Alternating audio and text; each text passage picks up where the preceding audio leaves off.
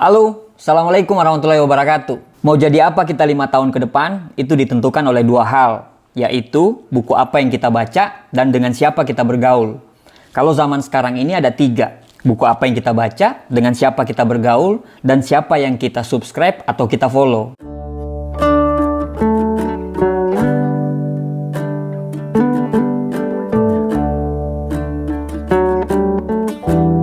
Nah, banyak sekali pakar motivasi mengatakan, kasih tahu saya, siapa lingkaran teman-temanmu, maka saya akan bisa memprediksi mau jadi apa kamu 5 tahun ke depan karena melihat teman-temanmu itu.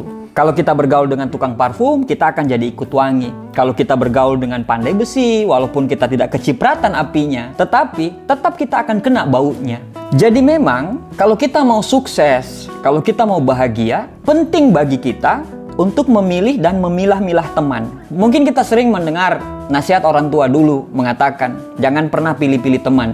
Tapi itu beda konteks. Itu konteksnya apabila Anda anaknya orang kaya, Anda tidak boleh memilih teman-teman dari kalangan apapun. Tapi ada hal yang menarik dari sebuah pertemanan ini, yaitu makin tambah usia kita, makin sedikit lingkaran pertemanan kita. Yaitu sangat wajar, karena memang makin sedikit pertemanan, itu adalah ciri-ciri bahwa kita itu makin dewasa. Kenapa pilih-pilih teman itu penting? Karena kita itu harus memilih orang untuk mendapatkan perhatian kita, loyalitas kita, dedikasi kita, investasi waktu kita, pikiran kita, dan tenaga kita. Kalau kita memilih teman yang salah, akhirnya waktu kita, energi kita, pikiran kita, dan semuanya itu pun akan sia-sia. Tapi kalau kita memilih pertemanan yang tepat, investasi tadi, investasi waktu kita, investasi tenaga, pikiran, dan semuanya itu akan ada timbal baliknya untuk kita juga. Kalau Anda ingin hidup Anda kedepannya bisa sukses, kedepannya bisa bahagia, coba Anda hindari atau Anda eliminasi untuk bergaul dengan 5 tipikal orang ini.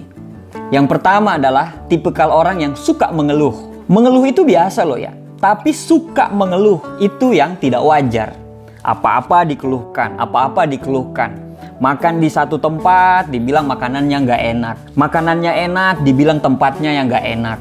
Tempatnya makanannya enak, dibilang pelayannya yang kurang ramah.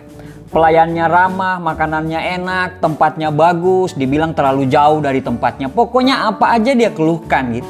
Jadi hidupnya itu selalu dengan keluhan. Apa-apa dia keluhkan.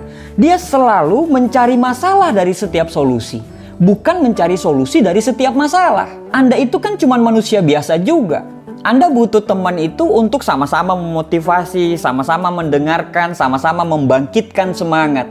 Nah, tapi kalau Anda ketemu dengan orang-orang yang tukang mengeluh ini, ketemu Anda mengeluh, sedangkan semangat Anda juga naik turun, kadang naik, kadang down, kadang naik, kadang down, itu cuman akan menguras energi Anda saja. Itu hanya akan membuang waktu Anda saja. Kalau ketemu dia, yang tadinya fine-fine saja, yang tadinya bagus-bagus aja, pada saat ketemu dia, semuanya jadi tidak bagus. Karena ada saja yang dia keluhkan. Anda kebayang nggak kalau ketemu orang-orang seperti ini gitu? Telepon Anda berkali-kali, minta solusi.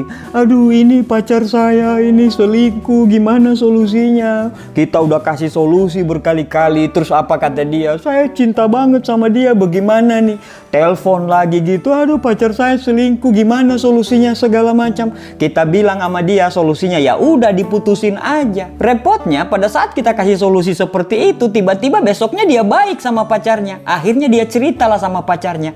Itu loh teman kita kemarin itu loh kasih solusi kalau kita putus. Akhirnya pacarnya dia dengan Anda itu jadi ribut. Kan berabe kalau seperti itu kan? Jadi biar tidak menguras energi Anda, eliminasilah teman-teman yang suka mengeluh ini. Tidak menjadikan dia teman bukan berarti kita membenci dia kan? Cuman kita memprotek diri kita supaya tetap semangat, tetap antusias. Karena hidup di luar sana itu membutuhkan energi positif yang luar biasa. Kalau lingkaran Anda punya energi yang negatif, lama-lama Anda akan memandang dunia itu pun secara negatif. Jadi sangat sayang sekali, buang-buang waktu kalau Anda menghabiskan waktu dengan orang-orang yang tukang mengeluh ini. Yang kedua adalah orang-orang cerdas tidak akan bergaul dengan orang-orang yang suka mengatur, ngebosi. Orang-orang ini merasa paling benar sendiri. Jadi semuanya itu dia merasa paling perfect. Dalam lingkungannya itu dia ngatur kanan kiri. Mau nonton di mana dia atur sesuka dia, mau nonton apa, pokoknya atas kemauan dia. Mau makan di mana diatur, pokoknya tanpa persetujuan yang lain. Makan di mana, yang penting apa yang dia senangi, pokoknya harus makan di situ. Orang lain tidak punya hak untuk bicara, pokoknya dia yang ngatur. Kita pakai baju salah sedikit dikritik, pokoknya udah suka ngatur, ngebosi, tukang kritik. Apa yang kita lakukan semuanya salah, pokoknya dia yang paling benar. Janjian nonton tapi dia menentukan untuk nonton film apa. Akhirnya kita menonton film yang dia sukai. 2 jam kita ya bete aja gitu nonton film yang kita tidak sukai. Ya habis energi dengan orang-orang seperti ini. Kita ini berteman, bukan kita diwajibkan untuk menuruti satu perintah itu. Nah, teman-teman seperti ini tanpa sadar banyak loh di lingkungan kita. Ya kita harus menjauh dari dia. Kita harus mengeliminasi dia sebagai teman kita. Kenapa? Buang-buang waktu kita melakukan sesuatu yang dia sukai sedangkan kita tidak sukai. Padahal pertemanan itu sama-sama kita melakukan apa yang kita sukai. Jadi kalau Anda pengen hidupnya tenang, bahagia, tidak ngedumel dalam hati, tidak dongkol dalam hati, maka Anda harus mengeliminasi orang-orang yang suka ngatur, ngebosi sama kritik ini. Yang ketiga, orang-orang cerdas akan menghindari untuk bergaul dengan teman-teman yang nggak tahu diri. Yang nggak tahu diri ini seperti apa? Pinjem uang, lupa. Pinjem motor, nggak diisi bensinnya. Kerja kelompok, dia malah pacaran. Pinjam barang, jaket, baju, sepatu, jadi hak milik. Pokoknya kalau ketemu dia, ada aja yang bikin jengkel. Karena orangnya nggak tahu diri. Kalau dikasih tahu, dia malah pura-pura lupa ingatan. Jadi, Anda harus mengeliminasi teman-teman yang nggak tahu diri ini. Yang keempat, Anda harus menghindari untuk berteman dengan orang-orang yang tidak tepat waktu. Orang yang menghargai waktu.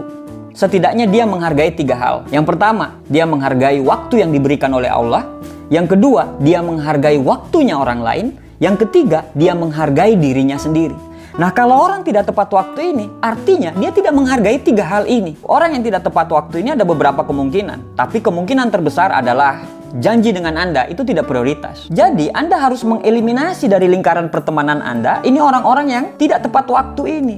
Janjian saja dia tidak bisa tepat. Bagaimana dia bisa mengerjakan hal-hal yang lebih besar lagi? Orang-orang yang menghargai waktu adalah ciri-ciri orang yang dapat dipercaya untuk mengemban suatu amanah. Berteman dengan orang yang tidak tepat waktu, tidak tepat janji, itu hanya bisa menguras energi kita, bisa menguras tenaga kita, dan bisa menguras kebahagiaan kita. Yang kelima, kalau Anda pengen hidup Anda bahagia, Anda hindari berteman dengan orang-orang yang suka gosip dan banyak drama. Anda berteman dengan orang-orang yang banyak gosip dan suka drama ini, sama aja Anda downgrade. Karena Eleanor Roosevelt pernah berkata, great mind talking about idea, average mind talking about event, dan small mind talking about people. Berarti kan Anda tahu, dari 3 kategori ini dia berada di kategori mana? Yang pasti, dia berada di kategori small mind. Ketemu dengan orang-orang seperti ini, yang kita lakukan hanyalah gosip, mengkritik, ceritakan orang lain. Downgrade kita. Udah suka gosip, banyak drama. Apa yang dia tampilin di media sosial dia tidak sesuai dengan kehidupan nyata dia. Semuanya dijadiin drama. Pengen jadi pusat perhatian, pengen jadi center of attention, supaya dia selalu diperhatikan. Kita juga butuh diperhatiin dong. Kita berteman kan saling memberi, saling menerima. Kalau kita cuman selalu mendengarkan orang lain tanpa kita juga didengarkan, ya capek dan buang-buang energi saja. Jadi, apabila Anda mempunyai teman yang suka gosip dan banyak drama itu, sebaiknya kalau Anda ingin kehidupan Anda bagus, kehidupan Anda sukses, Anda eliminasi untuk berteman dengan orang-orang seperti ini. Teman yang baik adalah teman yang pada saat kita menceritakan hal-hal yang paling memalukan dalam hidup kita, dia mendengarkan kita dan tersenyum. Teman yang baik, pada saat kita menceritakan kenapa kita bisa insecure, dia selalu mendengarkan kita dan berkata sabar. Teman yang baik adalah pada saat kita menceritakan cerita personal dan profesionalisme kita, dia selalu ada di samping kita. Menurut Aristoteles, apa itu teman? Sebuah hunian jiwa tunggal dalam satu tubuh. Jadi, kalau Anda pengen hidup Anda bahagia ke depannya, kalau Anda pengen sukses ke depannya, kalau Anda ingin hidup Anda selalu lebih kuat, maka mulai sekarang, mulailah memilih dan memilah mana yang harus dijadiin teman dan mana yang harus dieliminasi. Terima kasih. Demikian sharing santai dari saya. Assalamualaikum warahmatullahi wabarakatuh.